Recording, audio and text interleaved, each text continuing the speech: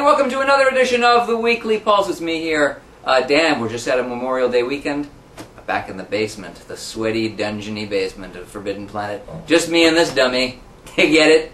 Comics. What came out this week? We're going to start with this this graphic novel, Batman, Death by Design. So Chip Kidd came up with this idea where there were these two big events that happened, these two tragedies in New York City, and he imagined, what if they were connected, and what if they happened in Gotham City, which, I mean, you've heard it all before. Gotham City is basically, it's an amalgam of many cities, but really it's New York City. Anyway, you'll cut to some B-roll footage. You'll see me flipping through. The art is amazing. Holy crap, is it good. So while it's like $24.99, like if you were going to buy nothing else this week, this is the one. What else came out? Put that on the ground softly, carefully. Speaking of Batman, you know, they're doing those annuals now, even though they haven't released 12 issues yet. That's okay. DC, you do what you gotta do. Batman, Night of the Owls, Annual, #1. And here's a story that features Mr. Freeze, and it's giving him a new origin. And I have mixed feelings about the origin as you're looking at some of the art. The art's great, by the way. There's a new artist in on this. It's very good. I dig it. They're basically doing the Batman the Animated Series origin story, a slight variation thereupon. There's a thing, you know how Mr. Freeze has that wife of his, Nora, that he's in love with, and she's frozen. She has a heart condition, and he can't unfreeze her. He's trying to figure it out, and that's how he becomes Mr. Freeze and all that stuff. There's an aspect here that I'm not sure about. When you read it, you'll know exactly what I'm talking about. Something about his relationship with his wife that I think makes the character seem less identifiable and more insane. So if you like that, you'll love it. And the end is so dark. Holy crap. So there's good things, bad things. Interesting, though. Definitely worth a read. Another annual came out this week from DC, Animal Man. I really liked it, but it's kind of false advertising, because it says, guest starring Swamp Thing against Terror Incarnate. And you're thinking like, oh, cool, so they're going to do, like, this is the crossover event that everyone's been waiting for. No, it actually is a story that Animal Man, Buddy Baker's daughter, is being told by this cat that represents the red of the last time that the rot became too powerful. And it's a good story. It's really interesting. It shows the relationship between the red and the green really well. If you put something like this on the cover, people are going to think that it's actually Swamp Thing and Buddy Baker, and it's not. So I feel a little funky about that. Still good, still worth reading. I wish I'd known that, because not knowing. So I'm telling you so you know. So you'll be less disappointed, because I opened it up and was like, all right, this is the time, and then it wasn't. It's not that, it's still good, read it. Image put out some stuff. Grim Leaper is the #1. You know I try to read all the #1s. How did I feel about it? It was okay. I think the art is a little too cartoonish for my tastes. Doesn't mean it's bad. I'd be curious to see how you feel about it. The concept is basically this guy, he dies, but instead of staying dead, he keeps finding himself in the bodies of other people. Kind of like a certain other thing that has the word leap in the title. From Oz, old television show, you may have heard of it.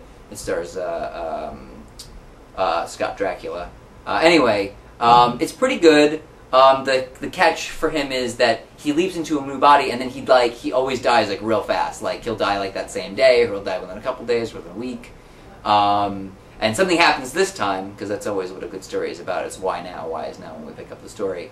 That makes his story more interesting. That makes him more empathetic. So I like it story-wise. I'm not sure about it art-wise. I'm willing to read a #2. I'd be curious to see what you thought. And then the other book from Image is America's Got Powers, #2. It's really, really great. Jonathan Ross, in case you missed the #1, the story is one day this crystal comes down, and all the women in this one area who are pregnant just all give birth at once to perfect children that all have superpowers, all different kinds of powers. And all the kids get sort of cordoned into like a reality show. They kind of get put in an encampment where they fight each other to entertain others and also to keep them away from the regular population. And the one character in here who is our protagonist, he is supposed to have a power. He was born on that day. His twin brother has lots of powers. He has none. except now suddenly he seems to have some kind of power that he has no control over that they can't detect or understand. It's really good. Second issue is great, raises the emotional tension. The only problem is it took like a couple months for number 2 to come out, and if they keep doing that, then I will probably wait until the trade, and that's, you know, that's probably what you'll do. But if you're down with waiting and you want to read as it comes out, the story is great. And to wrap, the last thing I'm going to mention, by the time you're seeing this, it will unfortunately be over, but we'll have a video for this too. So Star Trek, Doctor Who, Star Trek The Next Generation, which, by the way, my favorite of the Star Treks, gets a crossover with the 11th Doctor. 2 Tipton brothers with known Doctor Who comic veteran Tony Lee doing a crossover event. It's a pretty solid story. J.K. Woodward's art is fantastic. He's actually going to be in the store. As of right now, it's Wednesday when we're filming this. He's in today, and like half an hour he's showing up. His art is fantastic. It's painted. It's really beautiful. Story's good. It's very Doctor Who heavy. So if you like Doctor Who a lot, you'll love it. If you're looking for a lot of next-gen biz, you got to hold out. There's like almost none at all. That's for issue 2. I guess they're going to do like a focus, like first issue mostly Doctor Who, maybe second issue a little more next gen, and then they'll start. But hey, if you are really excited about the prospect of the Borg and the Cybermen teaming up to destroy everything, this is probably worth reading, worth your time. That's it. That's all I had. There's a lot of other comics that came out. If you want to get a full list, head on down to www.fpnyc.com, where you can see everything that came out and also buy it. Remember, please, to like, subscribe, and comment below. Thank you for watching, and keep reading. Bye, everybody. Bye.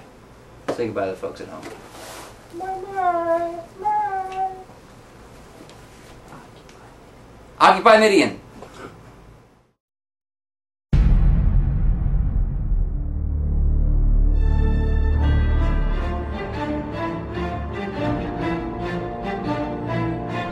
Come on, I found us a spaceship.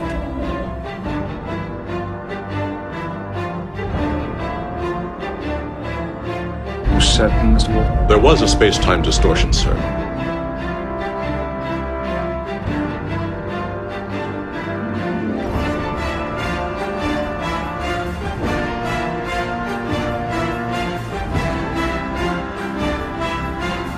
If you surrender yourself, or we will destroy your ship. This is the end. The final end.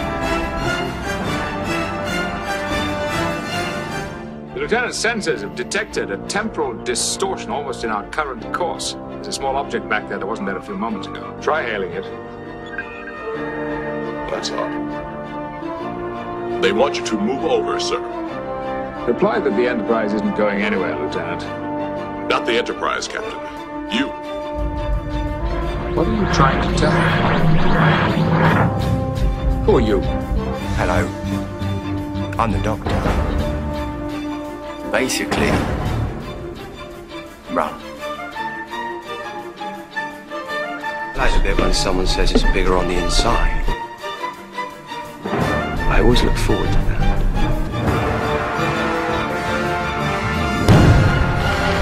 It's meant to do that.